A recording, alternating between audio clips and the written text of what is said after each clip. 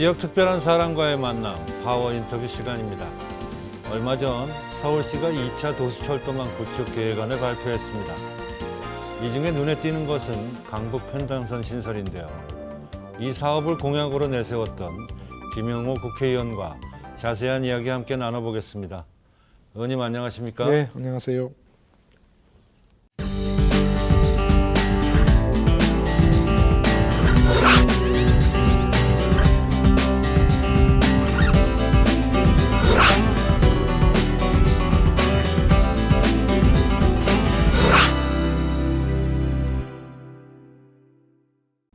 의원님 바쁘신 중에도 이렇게 자리에 함께 해주셔서 감사하다는 말씀을 드리고요. 네. 저희 시청자분들한테 우선 인사 말씀 좀 해주시죠. 네, 반갑습니다. 티브로드 시청자 여러분, 더불어민주당 국회의원 김영호입니다. 저는 티브로드를 매우 즐겨봅니다. 다른 공중파 뉴스보다도 티브로드를 보면 각 지역마다 지자체 중심으로 매우 상세한 보도를 하기 때문에 우리 지역 주민 여러분들도 티브로드 뉴스를 보시면서 지역 발전에 대한 현황 잘 파악할 것 같습니다. 정치인들이 제일 무서워하는 시민들은 정치에 직접 참여하는 시민입니다. 티브로드 뉴스 보면서 잘한 정치인들은 칭찬해 주시고 또 잘못하는 정치인들은 비판해 주시는 정치에 적극적으로 참여하는 시청자 여러분들이 되주시기를 진심으로 바라겠습니다. 고맙습니다. 네, 의원님 인사 말씀 감사합니다. 저희 티브로드를 시청해 주셔서 더 감사하다는 말씀. 굉장히 즐겨봅니다. 아, 네, 그러시군요. 네. 의원님 우선 첫 번째 질문으로 이 질문을 안 드릴 수가 없을 것 같습니다. 네. 의원님 4번의 도전 끝에 국회에 입성을 하셨습니다. 네. 뭐 지역 주민들이야 다 아시고 계시는 내용이긴 하지만 네. 남다른 소감이 있으실 것 같아요. 한 말씀 좀 더 부탁드립니다. 제가 이제 선거를 몇 차례 나왔는데요. 처음에 나왔던 선거는 득표율이 굉장히 저조했고요. 그 다음 선거는 뭐 2만 표, 다음 선거는 3만 표에서 굉장히 낙선을 하면서도 의미 있는 낙선을 했었어요. 아, 그러셨군요. 네, 지난 19대 총선은 서울에서 제일 아깝게 떨어졌거든요. 625표, 0.8%. 네, 맞습니다. 저도 개표했던 결과 기억이 납니다. 그래서 이 정치인들이 이제 마약 중독자라고 하는데요. 자꾸 낙선을 하지만 뭐 하면 할수록 이제 표는 늘어나고 될 것 같다 하면서 이제 집념을 갖고 했는데 어찌 보면 제가 낙선했던 시기는 저에게 큰 보약이 됐던 것 같습니다. 20대 총선 돼서 낙선했던 그 아픔도 제가 늘 되새기면서 좀 반듯하게 정치하기 위해서 노력하고 있습니다. 네, 아유, 감사합니다. 앞으로도 많은 활동을 부탁드리고 기대를 해보겠습니다. 네, 고맙습니다. 의원님 지난번 그 공약에도 그 선거에서 공약에도 하셨듯이 그 강북횡단선에 대한 질문을 안 드릴 수가 없을 것 같습니다. 그 서대문구를 지나가는 지하철을 만들겠다는 그런 대표 공약이셨는데 한 말씀 더 해주신다면 어떤 말씀을 해주실 수 있을까요? 제가 이제 서대문에서 53년째 살고 있거든요. 저희 지역구는 남가자 1, 2동, 북가자 1, 2동, 홍제 3동, 홍은 1, 2동, 7개 동으로 구성이 되어 있는데요. 그 7개 동에는 이제 제대로 된 역세권이 없어요. 그래서 제가 서대문구가 낙후된 요인 중에 가장 큰 요인은 도시철도 서비스를 못 받는 지역이다라고 전 진단을 했었습니다.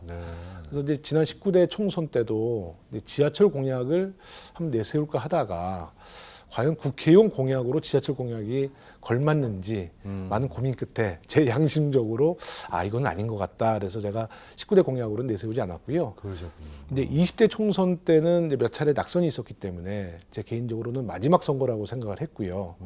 그리고 저 역대 구청장, 국회의원들이 사실 도시철도에 대한 공약을 내세운 분은 없어요. 그래서 낙선하더라도 지하철이라는 이슈는 반드시 만들어내야겠다. 이런 생각으로 지하철 공약, 그 당시는 이제 서대문 지하철 8km라는 공약을 내세웠었습니다. 당시 이제 내세웠을 때도 이 공약을 과연 지킬 수 있을지 참 많은 걱정이 돼 있는데요. 결과적으로 정말 기적같이 2년 반 만에 제 공약 서대문 지하철 8km가 강북 횡단선에 완벽하게 포함됨으로써 그런 좀 부담감은 많이 털어냈고요. 또 주민 여러분들도 매우 좋아하고 계세요. 네. 그러시군요. 이 강북 횡단선은 의원님도 지금 말씀해 주셨지만 이 어떤 경제 논리보다는 지역 균형 발전 쪽에 초점을 맞춰서 이렇게 선정이 된 것 같다라는 말씀들을 많이 해주십니다. 어떤 의견을 갖고 계신가요? 우리 서대문구뿐만 아니라 이제 강북 횡단선이 총 25km의 19개 역사를 갖고 있는데요. 서울시에서 도시철도로 좀 소외받고 있는 지역을 이제 거치기도 있습니다. 그 핵심이 이제 서대문 을구, 아까 얘기했던 저희 그 가자권과 홍콩권인데요. 저희 지역은 아마 DMC역이랑 가재울역, 명지대역, 서대문구청역, 아마 홍제역, 그래서 이제 간호대로 가서 이제 상명대까지 가는 이제 그런 노선이 구축됨으로써 아마 강북 지역에 좀 지하철 역세권화가 없어서 소외받은 지역은 아마 이 강북횡단선을 통해서 지역의 균형 발전이 이루어질 것으로 기대하고 있습니다. 네. 아, 그러시군요. 네. 지금 얼추 그 전체적인 그 아웃라인을 말씀해 주시면서 역사의 위치들도 대충 말씀해 주셨는데 네. 다시 한번 정리를 해 주시면 어떤 계획을 가지고 그 역사 위치들이 선정이 될 것 같습니까? 네. 의원님 생각에. 지금 이제 많은 우리 주민 여러분들이 그러니까 정치권에 참 불신을 갖고 있는 것 같아요. 그러시죠. 강북 횡단선이 발표되니까 네네. 일부 주민들은 야, 또 선거철이 됐구나. 이제 이런 생각을 갖고 계신 분도 사실 있어요. 근데 네. 서울시에서 이번 전격 발표한 거는요. 서울시가 이제 5년에 한 번씩 서울시 도시철도 구축 계획안을 5년에 한 번씩 발표하게 돼 있습니다. 아, 네. 그게 이제 2019년도예요. 그러니까 이것은 이제 선거와는 전혀 관계가 없이 정기적인 도시철도 구축 계획안을 서울시에서 발표하는 거였거든요. 네네. 네, 그래서 지금 발표한 것은 큰 지하철망을 발표한 거고요. 구체적인 역사는 결정된 바가 없습니다. 현재까지는 이제 그 목동에서 그 19개의 역사를 통해서 청량리로 가는 철도망을 발표한 것이지. 아, 그렇군요. 아까 제가 언급했던 그 부근의 지하철 역사가 들어오는 건 맞지만 구체적으로 어디에 들어온다는 전혀 아직 아직 결정은 결정이 안 돼 있고요. 네. 아마 이제 예비 타당성 조사가 끝나고 기본 계획 수립할 때 네네. 지반 사정 또 지하의 장애물 같은 거 다 과학적으로 검토해서 아마 하나하나 발표를 할 거로 생각하고 있습니다. 주민분들께서는 그 언제쯤 발표할까 그게 궁금하실 텐데 의원님 개인적인 소견으로는 언제쯤이면 그 프렌들이 다 발표가 될 것 같습니까? 올해 내로 서울시가 국토교통부에 사업 승인 요청을 하게 될 거고요. 네네. 아마 이제 올해 국토교통부는 강북 횡단선에 대해서 사업 승인할 가능성은 매우 높다고 저는 판단하고 있어요. 아, 그렇군요. 네. 근데 문제는 이제 사업 승인이 통과되고 나서 이제 예비 타당성 조사, 이제 1년 정도 그 타당성 조사를 하거든요. 거기서 이제 사업성이 어느 정도 담보되면 그게 통과가 됩니다. 아, 그렇군요. 예. 그러면 이제 그게 통과되면 또 1년 동안 기본 계획 수립을 하면서 아까 언급했듯이 이제 지반 조사와 환경 영향 평가를 통해서 가장 적합한 역사를 결정하게 되는데요. 네. 언론 보도에 따르면 2021년도에서 22년도에 아마 시작이 될 거라고 네. 되고 아마 이제 완료는 2027년, 28년도 이제 완공이 될 것이라고 예상은 하는데 중간 중간에 분명한 변수는 있을 거라고 생각하고요. 네. 이제 그런 변수를 좀 대비해서 저도 국회에서 제 나름대로의 역량을 최대한 발휘해 보도록 하겠습니다. 알겠습니다. 네. 의원님 공약사항이셨던 건 많지 많은 또 주민들의 의견을 취합하셔서 그럼요. 네. 잘 이루어지시기를 저희도 기대해 보겠습니다. 네, 감사합니다. 네, 의원님 그 국회에서 활동하시는 질문을 또 한번 준비해 봤습니다. 네. 그 행정안전위원회에서 네. 활동을 하고 계신데 네. 아무래도 요즘 여러 가지 화두 중에 하나가 안전에 대한 문제가 그렇습니다. 아닌가 네. 생각을 합니다. 의원님의 개인적인 의견은 어떠신지 한번 좀 더 궁금합니다. 제가 이제 행정안전위원회는 주로 피감기관이 경찰청, 소방청, 또 행정자치부, 인사혁신처 네. 등등입니다. 최근에 우리 국민들에게 공분을 샀던 그 버닝썬 문제, 아, 그렇죠. 네, 김학의 사건 네네. 다 저희 그 행정안전위원회에서 담당을 하고 있는데요. 아, 그러시죠. 제가 지난번 행정안전위원회 전체 회의에서 김학의 사건의 그 문제 동영상의 원본 CD가 있냐 없냐가 참 말이 많았는데요. 네, 제가 그렇죠. 그래도 최초로 경찰청장으로부터 원본 CD가 있다는 것을 이제 확인했고요. 그래서 이제 이 사건이 지금 뭐 굉장히 이제 확대되고 있는 것이죠. 그래서 지금 재조사도 이루어지고 있는데요. 저희 행정안전위원회에서는 그뿐만 아니라 이제 앞으로 그 지열발전소로 통해서 포항에 지금 지진 발생이 지진 됐잖아요. 발생했었죠. 그것에 대한 조사도 저 개인적으로도 아주 매우 깊숙이 들여다보고 있습니다. 네네. 앞으로 이제 뭐 지열발전소 문제나 또 우리의 그 민생 문제, 민생 치안 문제, 또 경찰 자치경찰법, 네. 뭐 경찰 개혁위원회 네. 이런 개혁에 대해서도 저도 이제 뭐 많은 법안도 발휘할 것이고 제도를 위해서 더욱 노력할 생각입니다. 네.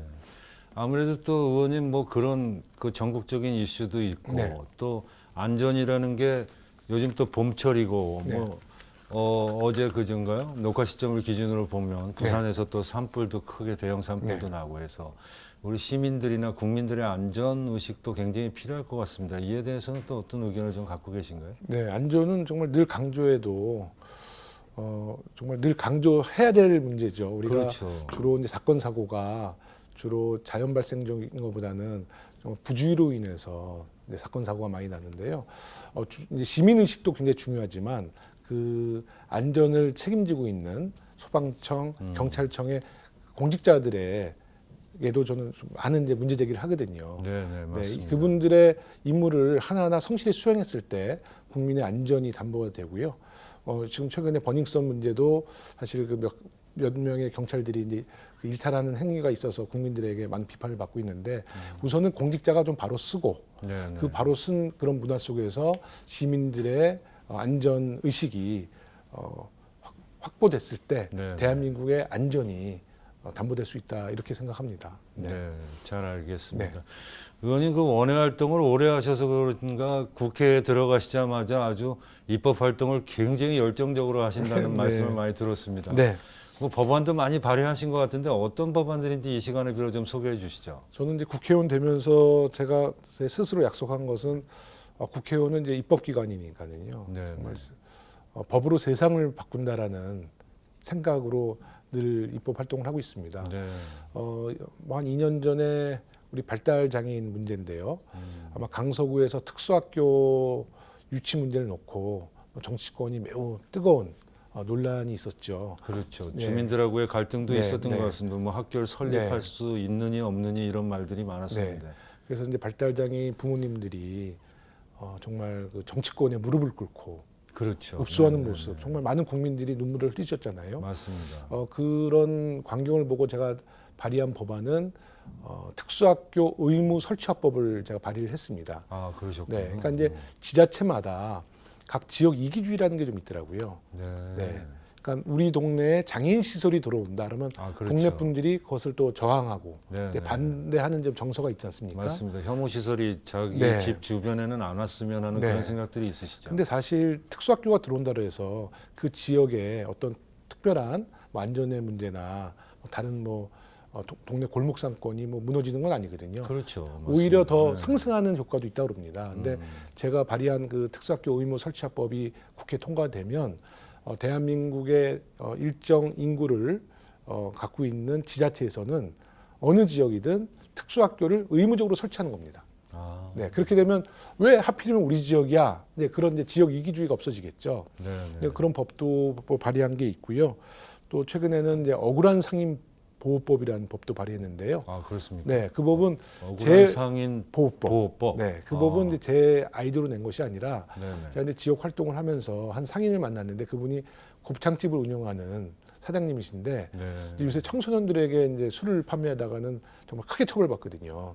근데 그 상인은 이 청소년이 이제 주민등록증을 도용을 했어요. 네, 네. 그래서 이 상인도 사실 이 청소년에게 속아서 술을 판매를 한 거죠. 네.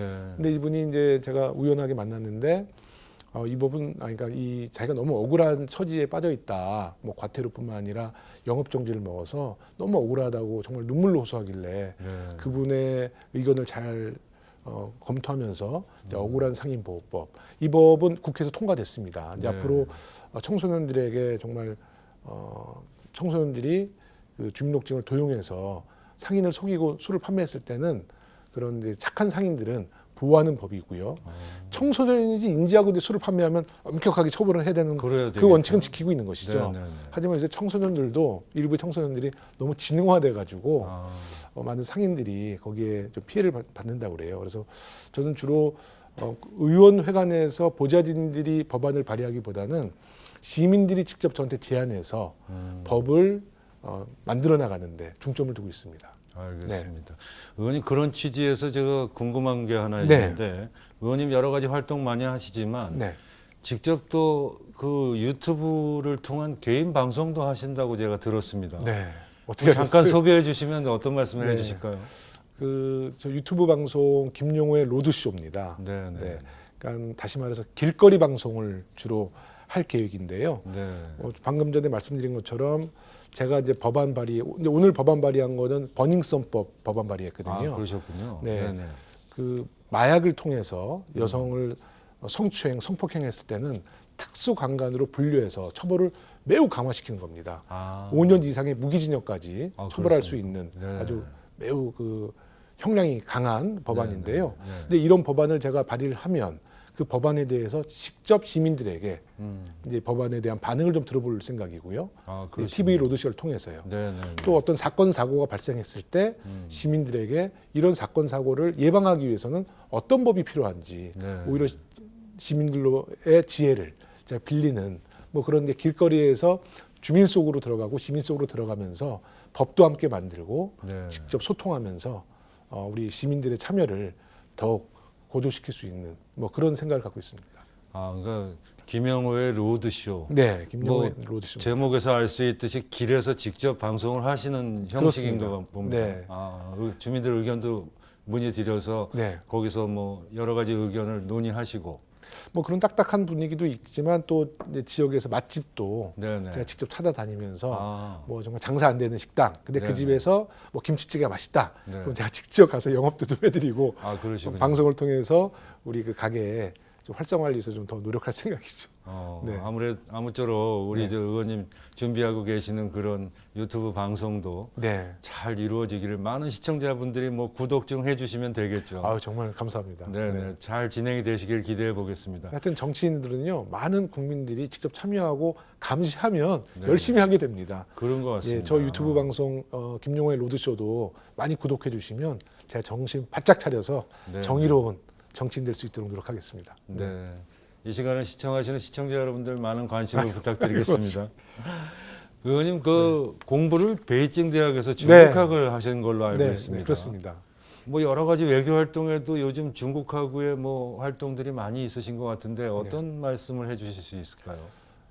저는 이제 중국에서 유학하면서 남북 관계 분단의 아픔을 직접 느꼈거든요. 제가 이제 92년도에 중국을 갔어요. 네. 제가 베이징 대학교를 졸업했는데 한국인으로서는 제가 첫 번째 졸업생입니다. 그러시군요. 네.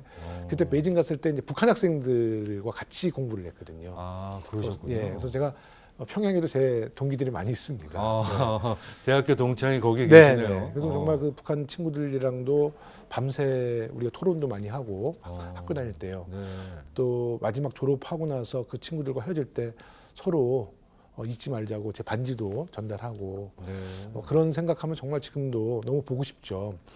97년도 졸업할 때만 해도 저는 한 10년에서 15년 후면 그 우리 북경대 북한 동문들 자유롭게 만날 수 있을 거라고 했는데요. 네. 아직도 지금 남북 관계가 지금 많이 좋아졌지만 자유로운 교류가 안 돼서 늘 이제 마음 아프게 생각하는데 저의 이제 그 정치적인 궁극적인 목표는 통일 대한민국을 앞당기자는데 제 모든 역량을 좀 다 쓰려고 그래요.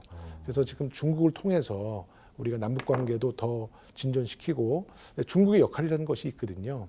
그리고 이제 중국이 또 남북 관계뿐만 아니라 정치, 경제, 사회, 문화 정말 밀접한 관계가 있기 때문에 이제 중국에 대해서도 우리가 좀 전략적인 또 전술적인 방법을 많이 좀 강구해야 되는데 지난번 우리 사드 문제가 발생했을 때 제가 이제 야당 국회의원으로서는 이제 사드 문제 때 제가 중국을 직접 방문했죠.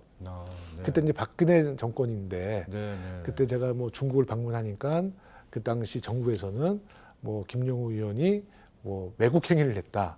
그렇게 매우 아주 정말 정말 인격을 모독할 정도로 저희 많은 공세를 했지만 그 당시에 그래도 야당의 역할로서 중국과의 소통을 유지했고 또 저희가 실제로 중국을 그 다음에도 갔을 때는 그때 박근혜 정부 때 중국에 있는 대사관 직원들이 중국 정부의 관계자를 못 만났었어요.